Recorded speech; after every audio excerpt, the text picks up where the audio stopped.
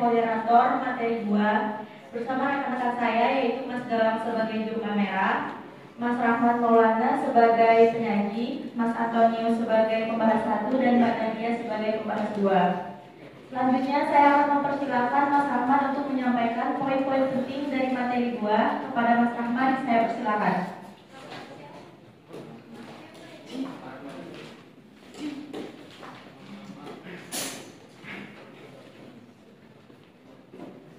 Assalamualaikum warahmatullahi wabarakatuh. Langsung saja saya sampaikan materi 2, yaitu reforma agraria perjalanan yang belum berakhir. Yang pertama, sejarah reforma agraria. Kebijakan ini telah berlangsung sejak zaman kuno, menunjukkan sejak dulu program distribusi tanah yang adil sangatlah penting. Yang kedua, konflik agraria. Pertimbangan kepemilikan tanah sering memicu sengketa antara masyarakat dan pemuda besar. Ketiga, tantangan di Indonesia. Reforma agraria masih terhambat kepentingan politik dan investasi asing. Yang keempat, globalisasi. Investasi asing dalam agraria dapat memperparah ketimpangan tanah. Yang kelima, ketimpangan desa dan kota. Reforma agraria dapat membantu mengurangi urbanisasi dan meningkatkan kesejahteraan desa. Ya, saya kembalikan ke moderator.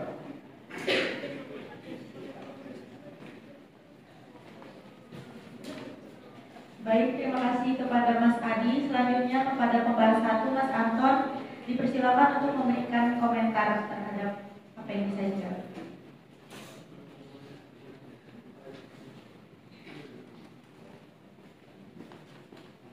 Baik, terima kasih.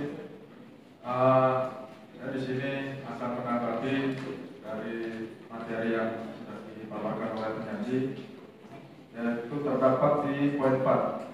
Ini saya tertarik karena terdapat kalimat investasi asing dalam agraria dapat memperparah keuangan tanah.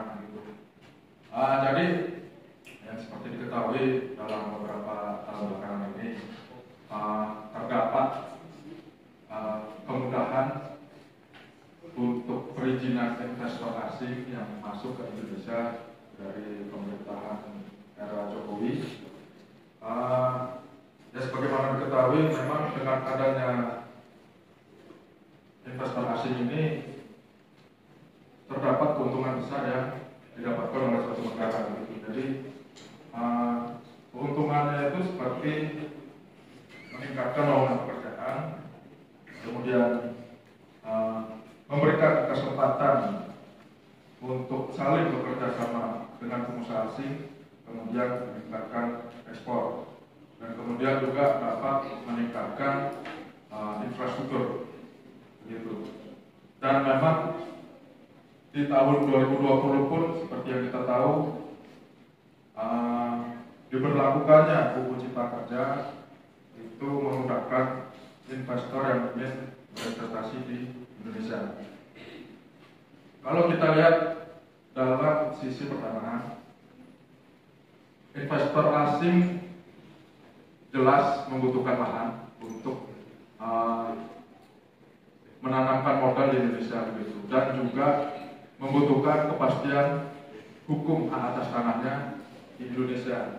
Dan ini pun sebenarnya sudah diatur di UU PA, yaitu terkait pemberian HGU, HGB, APK, dan hak sewa. Jadi saya kira investasi asing ini pada prinsipnya itu baik, asalkan memang pelaksanaannya itu sesuai dan secara prosedural sesuai dengan regulasi. Sekian dari saya. Terima kasih. Saya kembalikan ke moderator.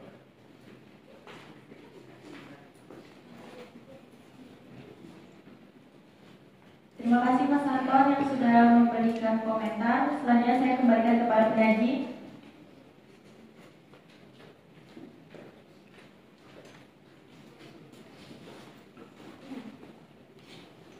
Baik, terima kasih kepada Mas Anton yang telah memberikan tanggapan. Yang dikatakan beliau itu memang benar. Memang investasi asing yang datang yang berlaku. Akan tetapi perkataan Mas Anton tentang membuka lowongan kerja bagi penduduk lokal bisa kita ganti dan diperbaiki, dikarenakan argumen ini seakan-akan menjadikan penduduk lokal ini seperti menjadi bawahan. Hal ini lebih menguntungkan bagi pihak investor asing, tidak dengan keseimbangan keuntungan yang didapatkan oleh masyarakat lokal. Menurut saya, daripada memberikan lahan kepada investor asing, alangkah baiknya pemerintah mendorong kemitraan yang adil dengan cara menjadikan masyarakat lokal lebih dari sekedar pekerja, namun menjadi pemilik, pengelola, dan penerima utama dari investasi asing. Sebagai contoh, ada program Belda. Belda merupakan singkatan dari Federal Land Development Authority yang dilakukan oleh negara Malaysia. Program ini mengedepankan skema inti dan plasma, yang dimana skema ini masyarakat lokal yang berperan sebagai plasma, yaitu pemilik lahan yang bekerja sama dengan inti yang yaitu investor asing, yang dimana modal berupa bibit, pupuk, dan segala macam dimodali dari perusahaan dan hasilnya dijual kembali ke perusahaan. Dengan begitu, masyarakat bisa berperan aktif dalam pengembangan ekonomi negeri. Saya kembali ke masyarakat. Terima kasih Mas Adi. Selanjutnya kepada pembahas 2, saya persilakan untuk memberikan komentar. David.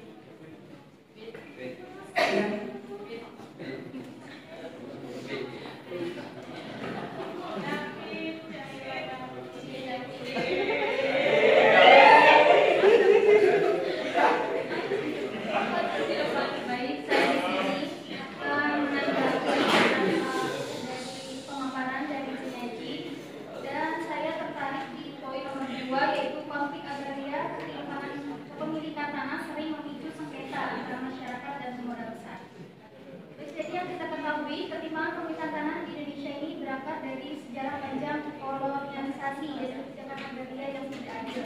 Meskipun Undang-Undang Pokok Agraria Nomor 5 Tahun 1980 dirancang untuk menciptakan keadilan sosial melalui redistribusi tanah, tetapi implementasinya seringkali terhambat oleh korupsi dan ketidakmampuan pemerintah dalam menegakkan hukum. Kemudian, ketidakadilan dalam kebijakan agraria juga seringkali lebih menguntungkan pemodal besar daripada masyarakat lokal. Banyak proyek pembangunan seperti infrastruktur dan perkebunan dilakukan tanpa konsultasi yang memadai dengan masyarakat setempat. Hal ini menyebabkan masyarakat kehilangan akses terhadap tanah dan sumber daya yang mereka andalkan untuk kehidupan sehari-hari.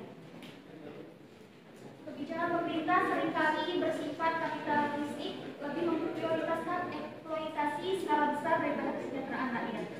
Kemudian adanya penggunaan kekerasan dalam konflik agraria yang berujung pada penggunaan kekerasan ini terutama oleh pihak-pihak yang memiliki kekuatan atau dukungan dari pemerintah.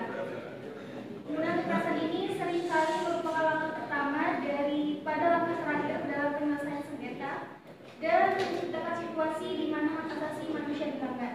Hal ini juga menunjukkan bahwa adanya ketidakadilan struktural dalam sistem agraria tidak hanya berdampak pada ekonomi, tetapi juga pada keamanan dan kesejahteraan sosial manusia. Terima kasih, saya kembalikan kepada Terima kasih kepada Mbak Nadia yang sudah memberikan komentar, kepada Mas Adi untuk menanggapi komentar tersebut.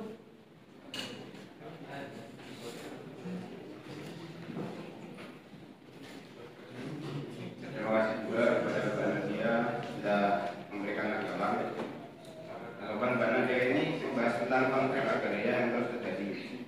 Konflik yang terus terjadi menunjukkan bahwa kebijakan pemerintah saat ini belum cukup efektif dalam melindungi hak masyarakat. Pemerintah lebih mengedepankan memfasilitasi investasi dan tidak memperhatikan hak kepemilikan tanah masyarakat.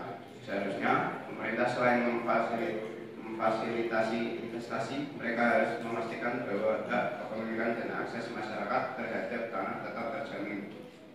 Jika kebijakan tersebut bisa dipenuhi, maka akan terciptalah keadilan agraria. Dengan kebijakan yang lebih berpihak pada keadilan agraria, agraria dan pengawasan yang ketat terhadap model konflik dapat diminimalisir dan pembangunan bisa berjalan seiring dengan perlindungan hak masyarakat atas tanah. Ya.